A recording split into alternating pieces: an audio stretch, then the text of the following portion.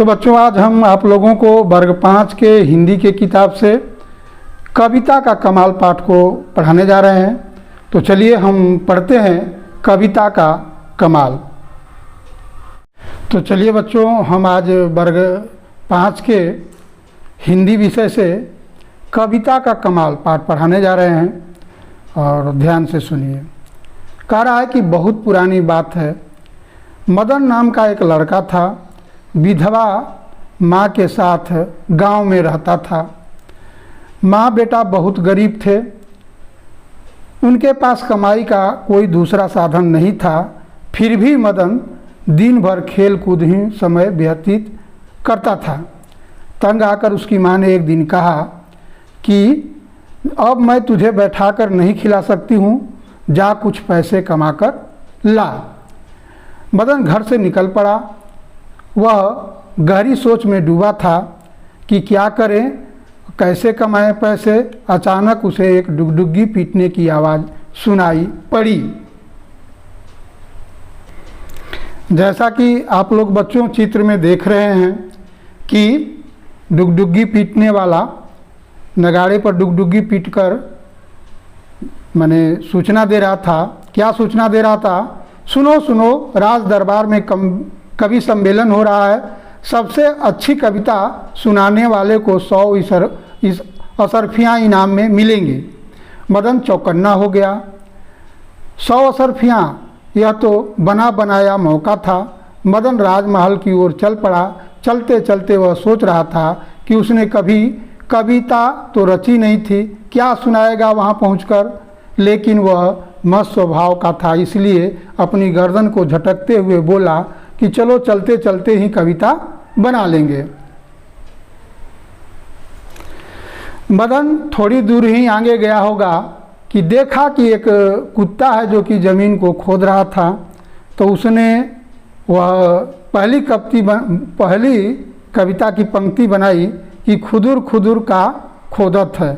जैसा कि आप चित्र में देख रहे हैं कि कुत्ता ज़मीन को खोद रहा है और इसी ज़मीन को खोदते हुए कुत्ते को देखकर है जो कि मदन ने अपनी पहली कविता की लाइन बनाई थी कि खुदुर खुदुर का खोदत है।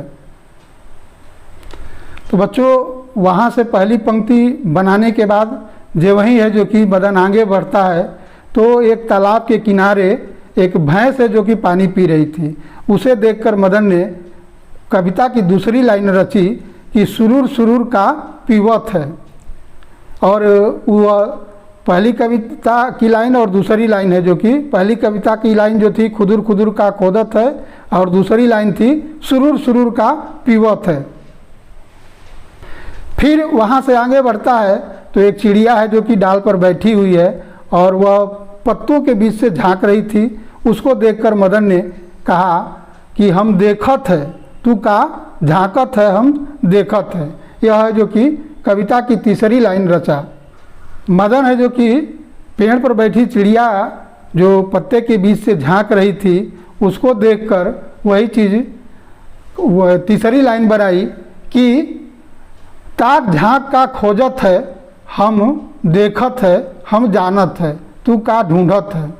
और इतनी बातें वह कविता का बना के फिर वह है जो कि आगे जाता है तो देखता है कि वहाँ से बच्चों वह मदन जो वहीं आगे बढ़ता है तो सर्र की आवाज़ सुनाई देती है।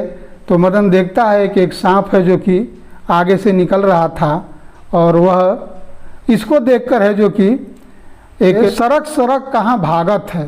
वह है जो कि आगे की पंक्तियाँ रच डाला कि सरक सरक कहाँ भागत है। मदन जैसा कि आप चित्र में देख रहे हैं कि सांप को देखकर है जो कि सरक सरक कहाँ भागत है, यह कविता की लाइन को रचा। बच्चों, वहाँ से वह पहुँच जाता है जहाँ राजा का महल था। तो वह नहीं देखा था राजा का महल। तो एक आदमी मिलते हैं तो उनसे पूछता है कि भाई आप राजा का महल देखे हैं? तो कहा कि हाँ हाँ, हमने तो ज़रूर देखा है। तो बोला कि ठीक है, तो आप कौन हैं? तो वह बोला कि धन्नू सा भाई, भन्नू सा। तो अंतिम कविता की लाइन जो बनाता है मदन, वह यही बनाता है कि धन्नु सा भाई भन्नु सा। वो इस तरह मदन की कविता पूरा बन के एक बार वह है जो कि राज दरबार में घुसने से पहले है जो कि अपनी कविता को दोहरा लेता है। खुदुर खुदुर का खोदत है, सुरूर सुरूर का पीवत है, ताक झाँक का खोजत है, हम जानत का ढूंढत है, सरक सरक कहाँ भागत है, जानत हो हम देखत है, हमसे ना बच सकत है, धन्नु सा भाई भन्नु सा। और इतनी कविता दोहरा के है जो कि मदन राज दरबार में चल जाता है, जहाँ कवि सम्मेलन हो रहा था और लोग है जो कि अपनी अपनी कविता को सुना रहे थे।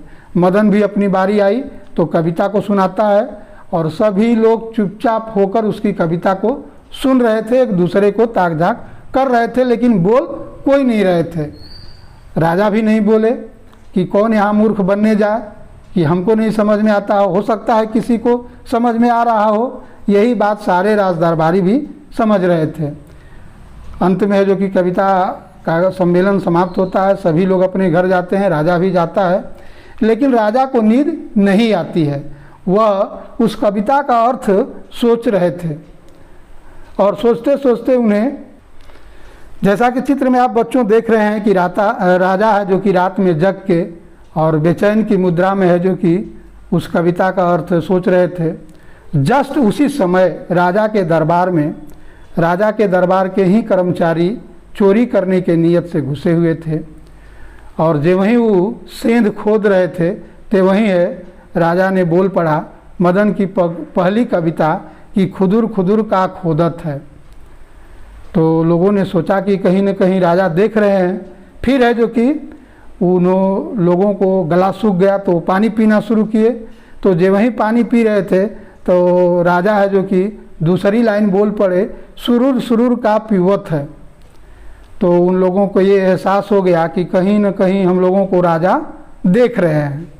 फिर है जो कि वह इधर उधर ताकने झाँकने लगे तो राजा ने तीसरी कविता की लाइन बोल पड़ा कि ताक झाँक का खोजत है, हम जानत है का ढूंढत है।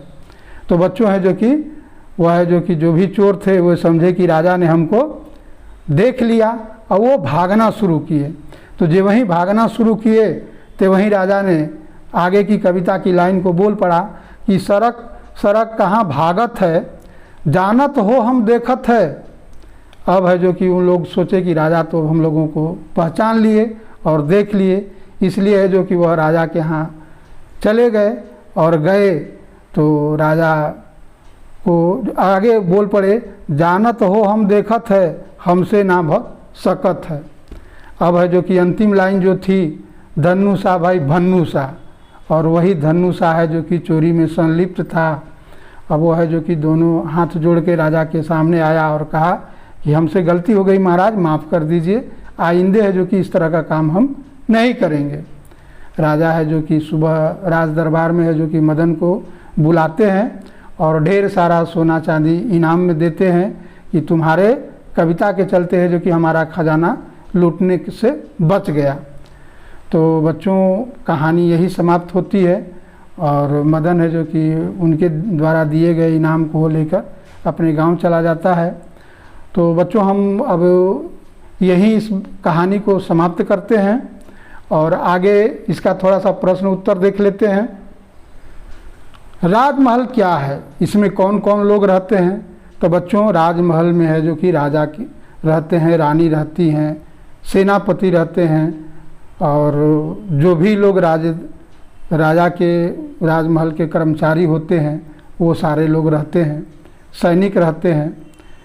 दूसरा का प्रश्न है, सुखी रहने के लिए मदन उसकी माँ ने सोने चांदी से क्या क्या खरीदा होगा?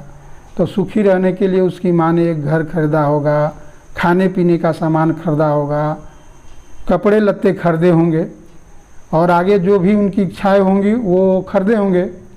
राजा का खजाना लूटने से बच गया कैसे? क्योंकि वह कविता कहते जा रहे थे राजा, और कविता की संरचना भी उसी तरह थी जैसे चोर कर रहे थे, इसलिए जो कि लूटने से बच गया। किन किन अवसरों पर डुगडुगी पीटी जाती है? तो बच्चों पुराने ज़माने में हमारे पूर्वज के पास कोई साधन नहीं था, तो वे लोग अपनी बात को या सूचना को एक जगह से दूसरे जगह पहुंचाने के लिए डुगडुगी का सहारा लेते थे। पहले जो कि पूजा होता था तब डुगडुगी पीटी जाती थी, पंचायत होता था तब डुगडुगी पीटी जाती थी, या कोई प्राकृतिक जैसे आंधी पांधी, बाढ़ इत्यादि चीज़ों की सूचना देने के लिए आमजनों को उस समय है जो कि डुगडुगी पीटी जाती थी। आप किन किन कामों में डुगडुगी पीटेंगे उनकी सूची बनाइए। तो बच्चों है जो कि आप जो मैं काम बताया हूँ उन कामों की सूची बना लीजिएगा। आगे देखते हैं हम लोग कि